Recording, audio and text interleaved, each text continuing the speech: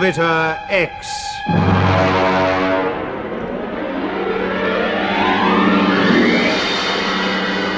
Episode 2, Conflict in Space.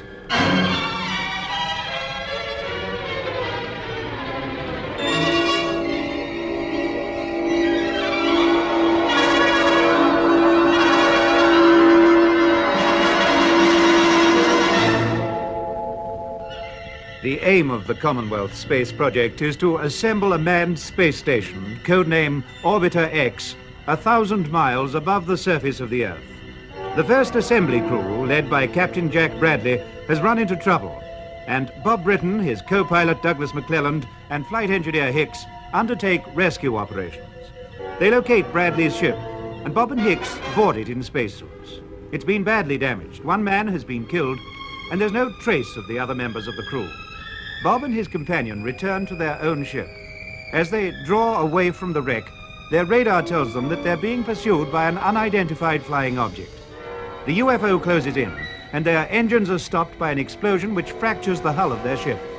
Closing the airtight bulkheads against the vacuum of outer space, they suddenly hear the sound of movement on the outer hull. Bob warns his crew to stand by for boarders. Orders in space? Are we crazy? No, we're not dreaming either. But according to the UN Space Bureau, we're the only people out here. That's right, sir. I've seen the report. No other country has launched any ships for the past month. No other country is supposed to have launched any ships, not without informing the Bureau. But it's obvious that somebody has been keeping his plans to himself and ganging up on us. Yeah. I've often wondered what certain people really thought of the Commonwealth Space Project. Now we know. It sounds as if they're getting down to business. Close the airlock valves, Hickey, and start the emergency generator. Aye, aye, sir. At least that'll stop them opening the hatches. Do you think they mean to come in and get us, Bob? It could be. There's no doubt they've got Bradley and Wilson, and we're next on the list. Well, whoever they are, it beats me why they're playing this cat and mouse game. They could have blown us to bits with no trouble at all. Yes. And if they only wanted to stop us going ahead with the assembly work on Orbiter X, wouldn't it have been safer for them to destroy the component parts? We've had all the bits and pieces circling around the Earth for weeks now. Maybe they plan to assemble the components themselves. That's a thought, eh? We supply the goods, and they get the space station. Hello? Hey, what's going on now? My guess is that they're rigging up some sort of communication gear. If they could talk us into surrender, it'd save them a lot of trouble. We can give them trouble, all right, if we can get at them. And the only way to do that is to go out and meet them, face to face. Well, I'm ready. How about it, Bob? No. They'd pick us off as soon as we tried to leave the escape hatch. No, we can do better than that. If we can get some of the jets working, we can still give the UFOs a run for their money. See what you can do with the engines, Hickey. Right, Bob.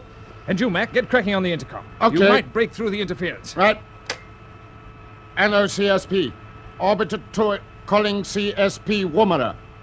Orbiter 2 calling CSP Woomera. Are you receiving me?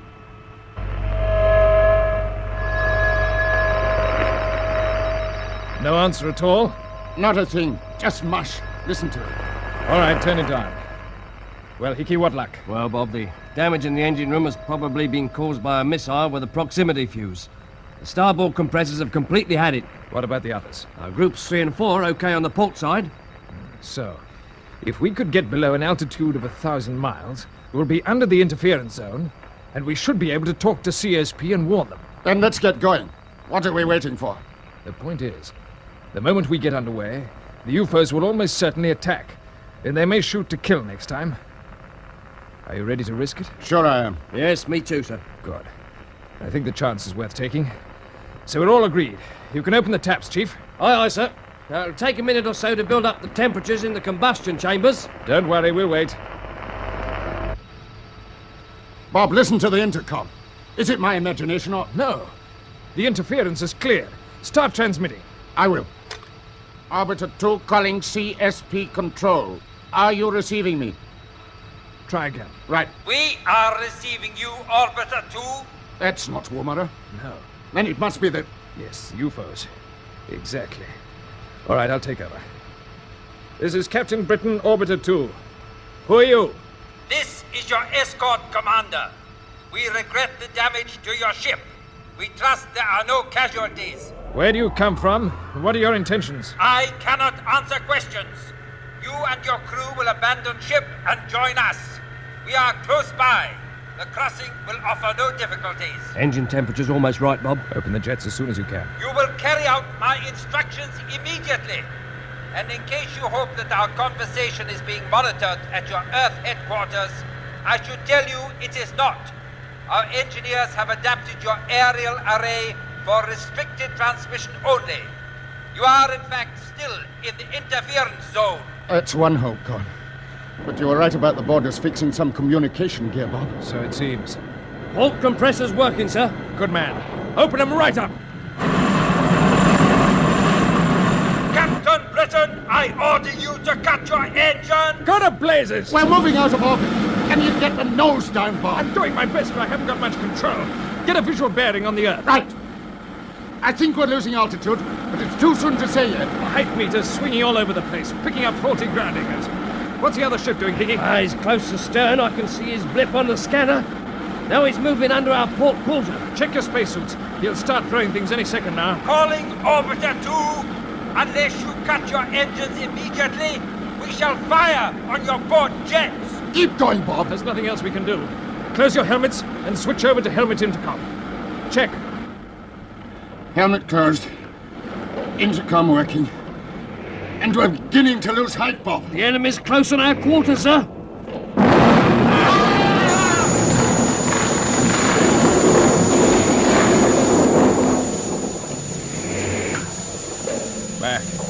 Mac, are you all right?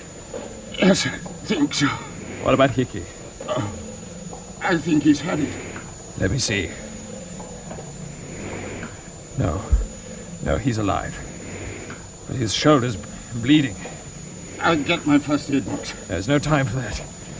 We've got to seal up the tear in his suit, quickly. Give me the emergency pack. Here it is. Pressure's dropping in the cabin. He's starved for oxygen. You mustn't panic. I remember the drill. First patch goes under the tear. In there. Like this. I hope that'll hold. Is his oxygen full on? Yes. Now, an outside patch. He's breathing. Good. This is about the best we can do for you, Hickey, old son. Sorry about the shoulder. He seems to have taken a crack on the head, too. Make sure his intercom is turned on, Mac. Otherwise, we won't hear him when he comes round. Okay. And the injury to your flight engineer. You can save his life only by bringing him over to us. You hear that, Mac? Yes, I hear it. Well, I suppose we haven't much choice. Afraid not. But what are the physical conditions inside their ship? If we do get Hickey over, would it be safe to take him out of his spacesuit? Permit me to answer that question. Of course. They can hear every word we say. Yes, and we are not monsters. We shall provide you with breathable air at the pressure to which you are accustomed in normal space flight. We must take your word for it. We're coming out. Excellent. I'm glad that you are being sensible at last, Captain Britain. Is there any pressure in the airlock, Mac? Now the indicator's on 0. Then you can open the inner and the outer hatches. Right. Are you going to guide us? Yes. I just tied Hickey's short line onto my belt. You can hitch yourself onto him, too. Okay. I've switched off his magnets. Be careful, he's quite weightless. Right. We don't want to send him crashing into the roof. Hold on to his belt, don't let go. Okay. I'll grab him on the other side. I've got him. Now, into the lock. Easy does it, Mac. Just move over to the edge and cut your boot magnets. Magnets off. Up, look. There's the other ship. Yes. As I see it. It's a similar shape to ours. But more than twice the size. Formidable. Hello, Captain Britain. You will observe that one of our hatches has been opened. That is your point of entry. Yes, I see it. There's about 60 yards to go, Mac. Half a dozen bursts on the pistol should get us over. Are you all set? All set. Move right onto the edge, then. Looks a long drop down to the earth. Wish we were there now. You can't drop. There's no up. There's no down here, chum. I know. That open hatch is your target. Just keep your eyes on it. Goodbye, Orbiter 2.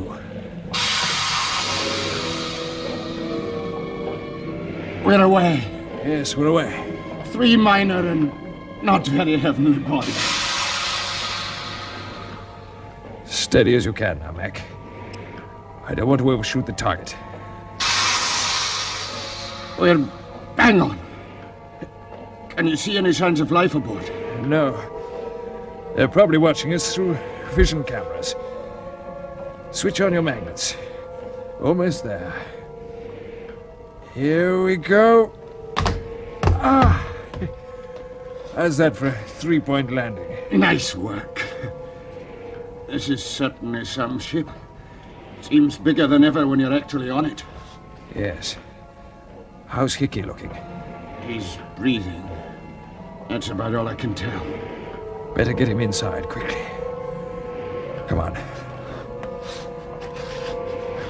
Close the outer hatch when you're through. Right. Into the airlock.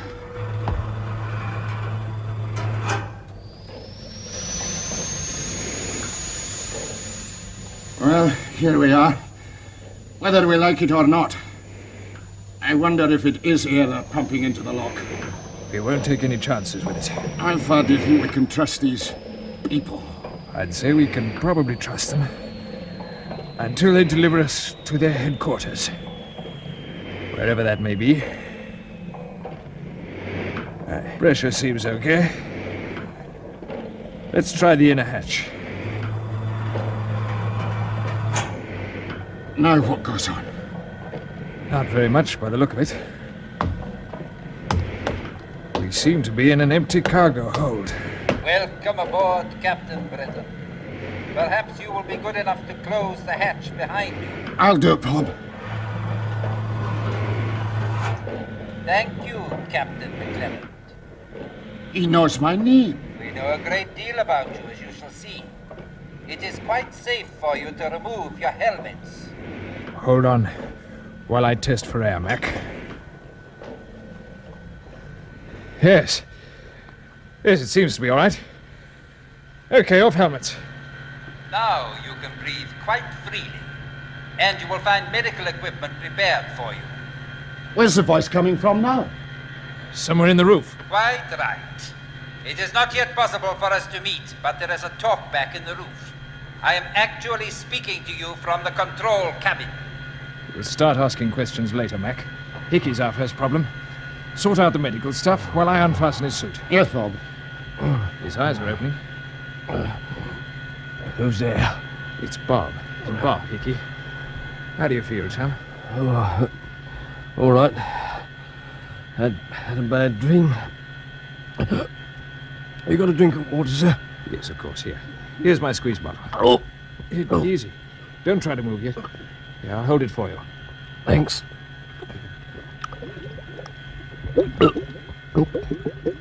Steady. Here's the medical box. They've laid on plenty of dressings and surgical instruments. Now we'll soon have that shoulder of yours cleaned up, Hickey, my boy. Oh, thanks. I remember there was an explosion. Where are we now? We're aboard the UFO. What? Ooh. Yes, dear. There was nothing for it, Hickey. Mac and I had to bring you over. Hope I wasn't a lot of trouble, sir. No, none at all. But who are the UFOs? We don't know yet. Shh, listen. They're transmitting WT.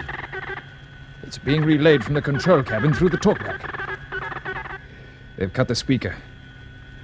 Did either of you get any of that? Not really, but the start of it sounded like our call sign. Yeah, it did too. It's obviously something to do with us. Yes, but what? I'd give a lot to know what's in that message. And who it's intended for.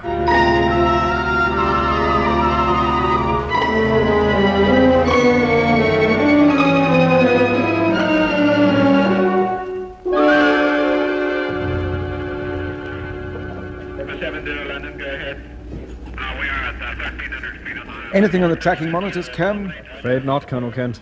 Only the interference pattern. I don't understand it. Orbiter 2 should be clear of the interference zone by now. Unless, of course, Britain's run into the same trouble which put Bradley's ship out of action. Colonel, there's WT coming through on Orbiter 2's frequency. Something at last. Now, don't lose it. Cam, check the direction finders and make sure they're beaming onto those signals. Yes, sir. This is CSP Control, Woomera, calling DF. Are you receiving WT on Orbiter 2 frequency? Check, please. Urgent. Message from Orbiter 2 complete, sir. Here's the transcription. Thank you. Let's see. Orbiter 2 to CSP Control. Am in free orbit with oxygen for 1 hour only. Cause of ship disasters, explosions in compression chambers. Do not sacrifice more ships. Design at fault. Bitter disappointment, Britain. Sounds pretty grim, Colonel. It isn't possible. Every component in those ships was tried and tested. But he says, design at fault. Direction finders put his position at ZA70Y51, sir. All right, I'll try to get back to him. His RT's probably wrecked, so we'll stay on WT, Brown. Okay, Colonel. Is there anything at all we can do? Not a thing. Bob's perfectly right about not sending up any more ships. The whole matter will have to go before the Commonwealth governments. There'll be inquiries and tests. How long will it take? 1 year, 2 years, maybe more. I see. So the Commonwealth Space Project is back where it started, sir? Not quite. Not while Bob and his crew are still alive. They still give us some information which could change the whole picture. No response from Orbiter 2, sir. Oh, just keep sending.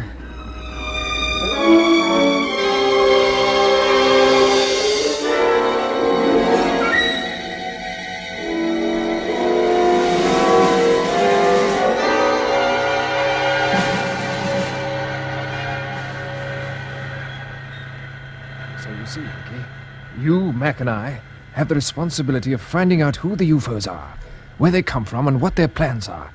We must get that information back to CSP, whatever the cost. Yes, I understand. If only there was some way of Attention! getting... Attention! We are about to move out of orbit. You are advised to strap yourselves down on the mattresses which have been provided. Get weaving, boys. If we suddenly start accelerating with about 10G thrust, we'll be spread all over the bulkheads. Yes. You will hear a warning signal begin 10 seconds before we open the jets. Well, they've started the compressors. Fasten your straps. Can you manage yours, Hickey? Yes, just about, I think. Yeah, I'll give you a hand. How's your shoulder? It's fine. Those dressings must have had something pretty good in them. Just the joint that's a bit stiff, that's all. You'll be okay. Yeah, I'll be okay. You look after yourself, sir. Yes, I think I better. 10 seconds to go, Bob. Can you make it? Yes, I can make it. I'll get your heads down. Next stop, Mars. Could be...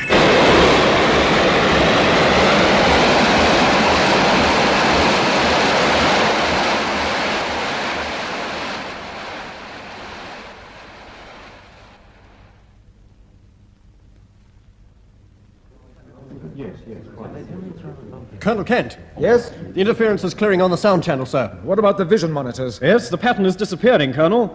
Picture coming up on Monitor 1. Yes, it's one of our ships. But which, Bradley's or Bob's? Start calling again. Cape York tracking station reports that the interference zone is fading and moving off to the west. Too late to help us. In his last message, Britain told us they had oxygen for only 1 hour. And that's long past. Still, I'll try a call on RT. CSP calling Orbiter 2. You are now in the clear.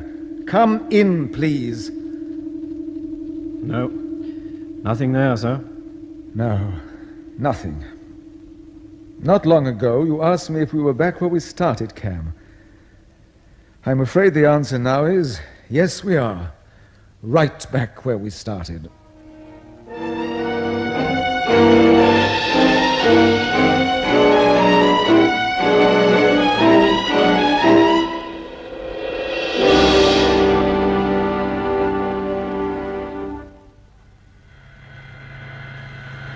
Bob! I say, Bob. Huh? Wake up. What is Hickey, can you hear me? Yes, I can hear you. got a peculiar taste in my mouth? So have I. We must have been drugged. Yes. They've mixed something with the oxygen. Oh, where are we? We're still aboard the UFO. It's time, Mac. Hello. My watch is gone. Mine has too. You got yours, Hickey? No, it's not here. It's been whipped. They all have. Our friends obviously don't want us to know how long we've been in flight. The calendar watchers would have told us plenty. Well, we haven't grown long beards, have we? They could have given us a shave. Wouldn't put it past them. Don't miss a trick. Yeah. How about giving the jailer a shout? It can't do any harm. But we won't learn much. We'll see. Hello there! Yes, Captain McLennan, we are listening. I thought you would be. What's the idea of the anesthetic? We sent you into a deep sleep in order to spare you the monotony of a prolonged flight through space. What about our watches? We want them back. They will be returned to you. In a few moments, we shall be landing. Landing, eh? Where? You will discover the answer to that if you cooperate. Now check your safety belts. We are about to open the retrojets. We're bound to know where we are when we touch down. Can't keep us inside this thing forever. No, and just wait till we do get home. Prepare for landing. Get your heads back against the pads and relax.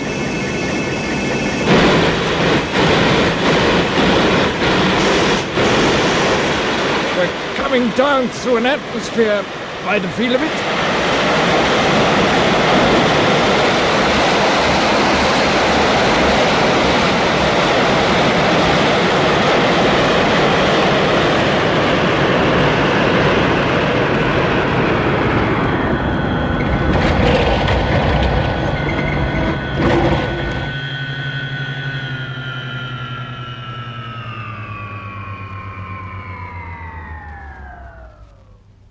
We're done. Right, unfasten your straps. Golly, I can hardly move. I feel as if I weigh about a ton. Yeah, so do I. Well, we're bound to notice the gravity after being in 0G. We must move slowly to start with. Sit up before you try to stand. Remember the drill. It's not too bad. Let me give you a lift, Hickey. Yeah, thanks. How's your shoulder? That's pretty good. That's fine.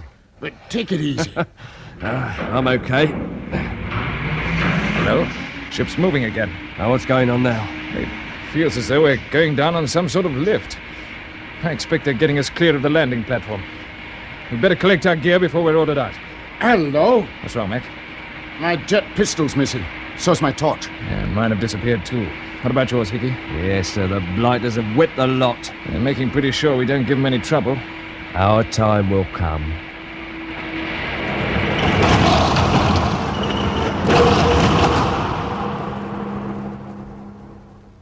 Hello, Captain Britain. The jailer's calling again. You are now about to leave the ship. For your own safety, it is essential that you should follow my instructions precisely. All right, I'm listening. The ship has passed through an airlock into our underground hangar. You will not need your helmets and breathing apparatus. You may move straight through the inner and outer escape hatches. Do you think this is a trick, Bob? It could be. We must watch our step. Carry on! All right. Come on, boys. I'm going to open the outer hatch now. Are we all set? Yeah. Yeah, all set, sir. Right. Here we go, then. Oh, it's as black as pitch out there. Now we know why they took away our torches. Yes. This is all part of the shock treatment. Hey, look, there is a light. Where? It's coming up, just a faint glow over that steel door ahead. Yeah. There is. Hello there. They're raising it for us. Yes. A pretty massive affair it is, too. Must have been made as a safety precaution in case of fire out here in the hangar. You are now about to enter the control center. After passing under the raised screen, you will go through the first door, which you will find on the right-hand side of the tunnel. Here we go. It's not going to be easy to get out of here, eh? No, it isn't.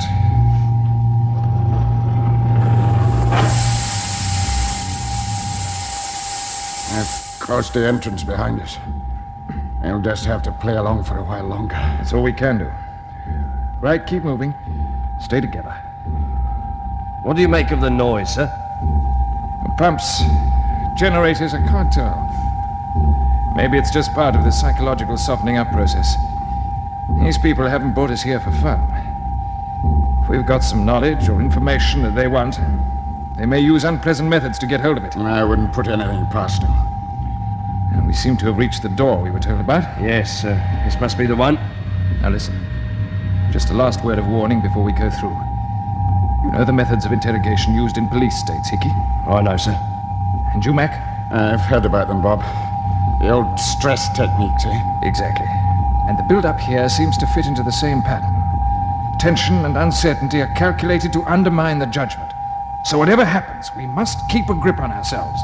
Under no circumstances must we let these characters take over our thinking for us. Is that clear? Yeah. Yes, understood, sir. Good. Well, let's go in and see what we're up against. Follow me.